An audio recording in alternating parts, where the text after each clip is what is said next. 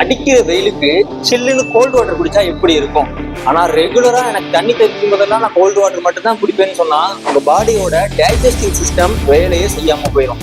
ஆமாங்க, cold water குடிக்கிறதுனால நிறைய நல்ல விஷயங்களும் இருக்கு, நிறைய கெட்ட விஷயங்களும் இருக்கு. இதுல நல்ல விஷயம் என்னன்னா உங்க பாடியோட மெட்டபாலிசம் இன்க்ரீஸ் ஆகும், உங்க பாடியோட ஓவரால் சர்க்குலேஷன் நல்லா இருக்கும். ஒரு நல்ல ஒர்க் அவுட்டுக்கு அப்புறமா உங்க மசிலோட இன்ஃப்ளமேஷன் ரெடியூஸ் ஆகும். இதனோட டிராபேக் என்னன்னா நீங்க ரெகுலரா ஐஸ் வாட்டர் தான் குடிக்கிறீங்க. நான் சாப்பிடும்போது தண்ணி குடிக்கும்போது எனக்கு எப்பெல்லாம் தண்ணி தவிக்குதோ நான் அப்பெல்லாம் ஐஸ் வாட்டர் மட்டும் தான் எடுத்துக்குவேன்னு சொன்னா உங்களுடைய பாடியோட டைஜஸ்டிவ் சிஸ்டம் இது பாதிக்கும். அது வேலையே செய்யாம கூட போறதுக்கு வாய்ப்பு இருக்கு. இது உடனே வராது, பட் நீங்க ரெகுலரா எடுத்துக்கிட்டீங்கன்னா கண்டிப்பா அது நடக்கும்னு சொல்றாங்க. ஒரு எக்ஸாம்பிளுக்கு உங்க வீட்டுல மட்டன் செய்றீங்கன்னு வச்சுக்குவோம். அந்த மட்டன்ல இருக்கக்கூடிய கொழுப்பை உங்க கையில அப்ளை பண்ணிடுங்க.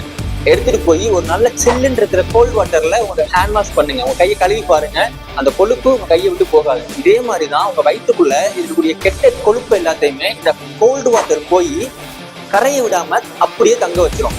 ஸோ இதனால நாள் போக்குல ஏதாவது பெரிய ப்ராப்ளம் வர்றதுக்கான சான்சஸ் அதிகமா இருக்கு.